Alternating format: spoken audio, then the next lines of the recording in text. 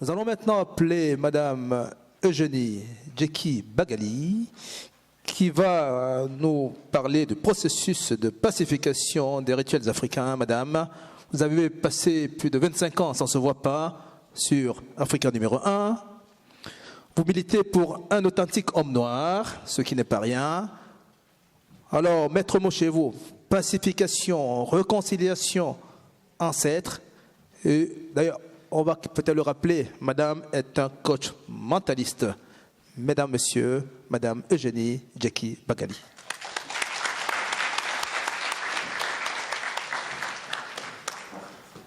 Merci infiniment à Gillette Leroy d'être l'instigatrice de cette rencontre.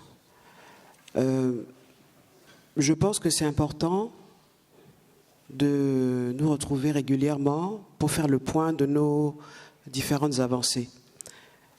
C'est d'autant plus important que il faudra des colloques, des rencontres, des sensibilisations.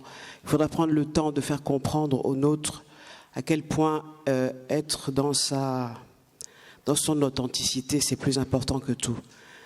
Alors, pourquoi, et là je parle en tant que journaliste, pourquoi depuis 25 ans, moi je pense que je le fais depuis que je suis journaliste africain numéro 1, pourquoi tous ces colloques, toutes ces campagnes d'information disant aux femmes africaines, à la fois en Afrique, en France et partout dans le monde, d'enfin retrouver leur identité, pourquoi elles n'y arrivent pas? Mais je vais vous le dire dans quelques instants. Bon, donc je vous remercie de m'avoir présenté. Je suis journaliste africain numéro 1, effectivement, depuis 1988. J'ai longtemps sillonné le continent africain. Et puis quand je suis arrivé à Paris il y a 8 ans maintenant, je peux dire que j'ai été un peu, à travers mes émissions, le porte-voix de la souffrance des Africains de France, des Franco-Africains, mais également de leur volonté d'exister, de s'affirmer vraiment durablement. Et cette affirmation passe justement par une réappropriation de notre identité. Je pense que c'est important. Je suis également, depuis 5 ans, ce qu'on appelle un coach mentaliste. Vous connaissez sûrement la série. C'est pas un effet de mode, en fait. Le coach mentaliste, c'est une espèce de guide qui va beaucoup plus loin que le coach. On voit des coachs dans le domaine sportif, on en voit de plus en plus dans la vie. Il y a des life coachs, des coachs en réussite personnelle et professionnelle. Mais le coach mentaliste, en fait, touche à l'exploration de l'essentiel et du transtemporel. Ce qui veut dire quoi? C'est qu'effectivement, l'histoire est écrite par les vainqueurs. Mais cette histoire, elle est à l'intérieur de nous.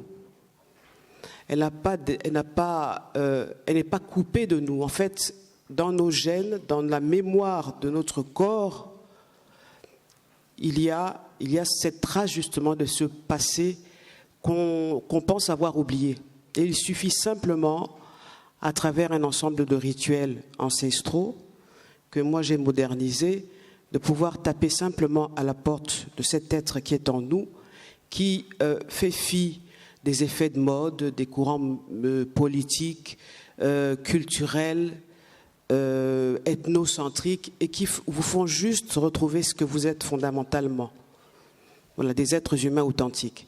Ce que j'aimerais dire aussi, c'est que, effectivement, j'ai grandi, comme beaucoup d'entre vous, dans un milieu occidental, européen, mais j'ai eu la chance, comme beaucoup d'entre vous également, d'avoir été élevé par ma grand-mère, qui m'a initié très tôt à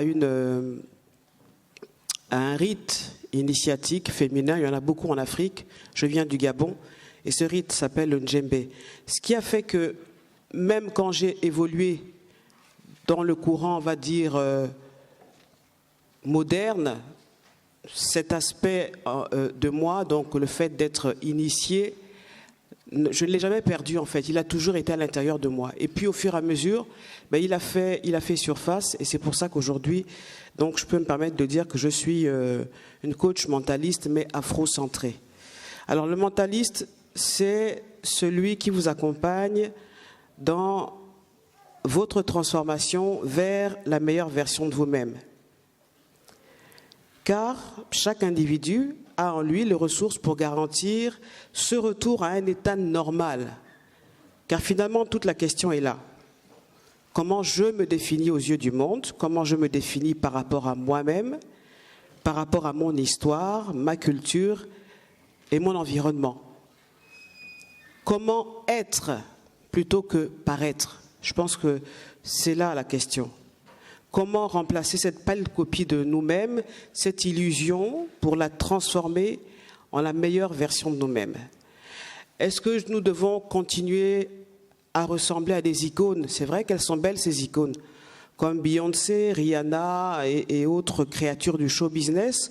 Ou dois-je réussir à retrouver cet être essentiel qui vit en moi, cette meilleure version de moi-même qui est là, en moi et à côté de moi, mais qui ne peut pas éclore, car il y a une autre partie de moi-même, l'image illusion, qui est sous l'emprise de mon entourage.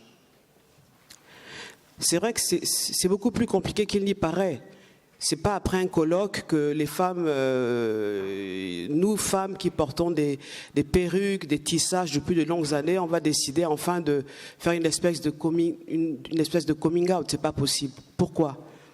Eh bien, tout simplement parce que nous sommes sous l'emprise de ce que moi j'appelle des drivers. Je vous en dirai plus dans quelques instants. La première fois que mes cheveux ont été dénaturés, c'est par l'entremise de ma mère. Je pense que pour toutes les femmes, ça commence comme ça. On a 5 ans, 6 ans, 7 ans, 8 ans. Bon, nos parents sont nos référents. Donc, nos parents nous veulent du bien. Donc, ma mère m'a défrisé au pain chaud. C'était la mode à l'époque parce que c'était pratique, c'était moderne. C'était surtout pour pouvoir me permettre de me fondre dans la norme sociale française. J'avais 7 ou 8 ans et pour ne pas être traité de sale négresse, il fallait entrer dans le moule. Des années plus tard, lorsque je prends pleinement conscience que je n'étais pas cette femme qui arborait fièrement une crinière de cheveux lisses, comme par exemple celle de Chantal Biya, j'ai décidé de couper mes cheveux. Première tentative de sortir du moule. Eh bien, figurez-vous que c'est un oncle venu rendre visite à mes parents qui me lança de façon anodine cette phrase assassine. Mais ma fille, une femme ne porte pas de cheveux courts, ne porte pas de cheveux crépus, ce sont les hommes qui portent des cheveux courts. Alors je vous assure que j'ai eu du mal à m'en remettre. Ça m'a pris des années pour couper à nouveau mes cheveux parce que je voulais qu'ils soient des cheveux crépus. Je suis sûr qu'il y a beaucoup de filles, beaucoup de femmes qui sont perpétuellement dans cette situation. Elles voudraient oser sortir du moule, oser être elles-mêmes, mais l'entourage se dépêche de nous faire entrer dans la norme, dans le moule. Hier, par exemple, je suis allé à un mariage, j'avais cette coupe de cheveux, et une amie à moi me regarde, elle ne me dit pas qu'elle me trouve bizarre, non. Elle me regarde sur la tête et je lis dans son regard que pour elle, ce n'est pas normal d'avoir des cheveux crépus, que ce n'est pas bien, que ce n'est pas digne de moi, bref, que je ne suis pas dans mon état naturel. Donc, c'est vrai qu'on a dit, l'histoire est écrite par les vainqueurs, mais parfois, ces injonctions qui nous viennent de nos référents directs, nos parents en l'occurrence, ont beaucoup plus d'effets, ont un effet beaucoup plus pernicieux, justement, que la publicité. Alors, comment sortir de ce cercle vicieux? Comment accomplir ce pas vers soi-même? Comment être soi-même face à ce qu'on appelle, dans le jargon des coachs, des drivers, autrement dit, ces injonctions ou messages contraignants qui proviennent de nos parents ou autres figures parentales, comment sortir de ces incantations qui influencent et orientent toutes nos actions au quotidien et nous coupent de nous-mêmes. Ne cherchez pas loin, cet ennemi s'appelle les croyances. Alors je ne parle pas des croyances religieuses, c'est pas ça, quoique. Mais en fait, une croyance est un système de pensée, quelque chose que nous admettons comme vrai sans l'avoir vérifié. Vous imaginez une fille qui naît aujourd'hui, elle verra 9 femmes sur 10 porter des perruques, des tissages. Dans 10 ans, dans 20 ans, elle fera la même chose. Parce que pour elle, l'image de la femme idéale, c'est une femme qui porte des perruques. Même si un jour elle se dit, mais c'est quand même pas normal, j'ai des cheveux crépus, ils sont beaux. Puisque 9 femmes sur 10 portent des perruques, des tissages, elle voudra entrer dans le moule. Et je ne connais aucun être humain qui veut sortir du moule, sinon, qu'est-ce qui risque? Eh bien, d'être pointé du doigt. Et souvent, quand on est pointé du doigt, on n'arrive pas à supporter cela. Donc je disais qu'une croyance, c'est un système de pensée, quelque chose que nous admettons comme vrai sans l'avoir vérifié. Et nous sommes en fait un système de croyances. Et sans ces croyances, parce qu'il y en a plusieurs de tous ordres, nous serions des êtres désorientés et déstructurés. Autrement dit, tout ce que nous pensons et croyons constitue notre système de croyances et induit nos comportements. Nos croyances nous paraissent donc naturelles, universelles ou partagées par des personnes de bon sens, en l'occurrence nos parents, nos référents, l'école, l'État, les journaux, les journalistes, les hommes politiques, les icônes. Bref, elles sont vraies. Pourtant, cette représentation de la réalité n'est pas la réalité car, comme on dit en coaching, la carte n'est pas le territoire. La carte n'est pas le territoire. Autrement dit, nous vivons dans un monde d'illusions. Tout est illusion.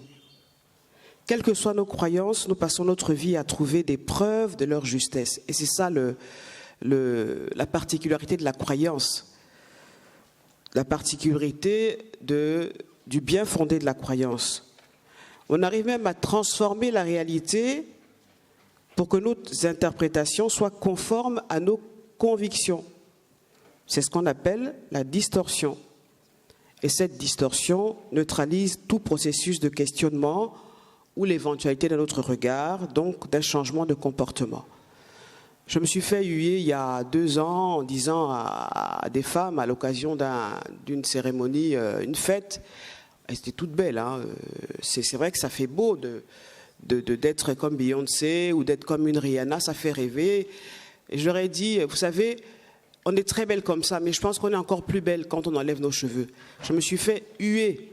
Bon, j'ai eu du mal à m'en remettre, mais je vous assure que quand on s'est enfin débarrassé de toutes ces mèches qui vous pourrissent la vie, parfois aussi, qui vous empêchent d'être vous-même, de vous toucher les cheveux, votre cuir chevelu, je pense qu'il n'y a rien de plus épanouissant, de plus authentique, justement, de pouvoir mettre sa main sur son cuir chevelu et de toucher son cuir chevelu.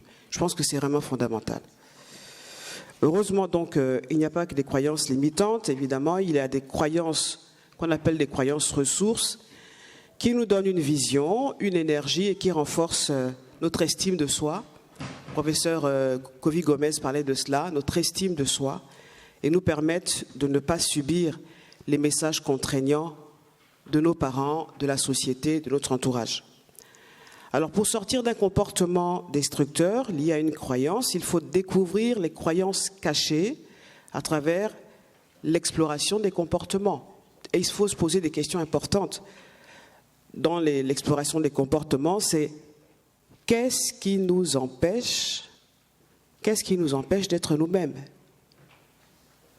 Que se passerait-il si ces 9 femmes sur 10 qui portent des perruques, des tissages, qu'est-ce qui se passerait si nous toutes, nous faisons cette révolution culturelle, cette révolution identitaire? Il faut également explorer les sentiments. Qu'est-ce que nous craignons en n'assumant pas notre cheveu crépus? Qu'est-ce que nous ressentons lorsque, dans un salon de coiffure, nous enlevons nos tissages, nos mèches? quand on se regarde avec nos cheveux crépus, qu'est-ce que nous voyons en face de la glace? Pour débusquer une croyance limitante, il faut en chercher le sens. Qu'est-ce que cela signifie pour moi? Qu'est-ce que cela prouve? Si je porte des tissages, des perruques à longueur de journée, si je cache mon cheveu crépus, qu'est-ce que ça veut dire? Qu'est-ce que ça prouve? Bref, il faut se poser ces questions-là, et puis d'autres questions. Quels sont les avantages et les inconvénients de cette croyance? Et je pense une question essentielle, à quoi suis-je relié de plus grand que moi? Souvent, je suis dans le métro ou dans une cérémonie, puis je regarde, je dis, mais on est quand même un peu folles, les femmes. Qu'est-ce qu'on a à se casser la tête de porter des bagages aussi lourds? Quoi, c'est l'effet de mode? Est-ce que dans les médias, les médias, ceux qui sensibilisent comme Gillette Leroy ou d'autres personnes, font mal leur travail? Qu'est-ce qui fait que nous continuons toujours à nous alourdir la tête, le corps avec ces choses-là? D'autant que ça ne nous enrichit même pas, ça enrichit d'autres personnes. Bref, alors moi j'ai mis à jour ce qu'on appelle donc, et j'en viens, le PPRA, donc le processus de pacification et de réconciliation avec les ancêtres. C'est un ensemble donc de rituels ancestraux et modernes. C'est une boîte à outils qui peut permettre à la personne qui en bénéficie, de frapper à la porte de ce qu'il est fondamentalement. Et ce que nous sommes fondamentalement n'a rien à voir avec la culture, avec la religion, avec la politique. C'est quelque chose qui est beaucoup plus profond que soi, qui ne se fie pas, qui n'a pas peur de se regarder dans une glace. C'est quelque chose qui est au-dessus de nous. Et je pense que c'est un vrai travail à faire, à la fois au niveau de, justement, le thème choisi aujourd'hui, mais à tous les niveaux. C'est comment aujourd'hui être noir dans un monde qui est en perte de repères et qui a besoin justement de ces valeurs ancestrales africaines qui existent, qu'il suffit d'aller chercher pour redonner du souffle à ce monde en perte de repères. Et j'en ai terminé par là. Je vous remercie.